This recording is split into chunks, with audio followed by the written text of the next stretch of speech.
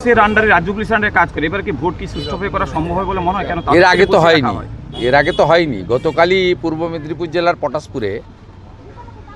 পটাশপুর বিধানসভার ভারতীয় জনতা পার্টির যিনি বিধানসভা নির্বাচন কমিটির কনভেনার শিক্ষক অঞ্জন সাউ, তার বাড়িতে হামলা করেছে, তার মোটরসাইকেল ভেঙেছে।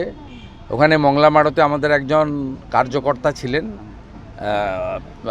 বাসা ভাড়া করে তার বাড়ির মালিককে গিয়ে ধমক দিয়েছে।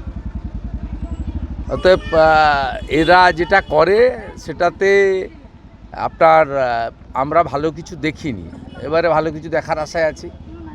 এই কিছুদিন আগে সামান্য সমবায়ের ভোট নিয়ে এখান থেকে 5 কিলোমিটার দূরে রানীচকে আমাদের মাহারা পাড়া, মানে তফসিলি পাড়া, সেখানে শিডিউল কাস্ট পাড়া, সেই পাড়ায় আপনার সাতাঙ্গা বাড়ি থেকে জিহাদি বাহিনী মোটরসাইকেল করে এসে মানে দলমত নির্বিশেষে হিন্দুদের উপর অত্যাচার করেছে। মহিলা শিশু কেউ ছাড় পায়নি।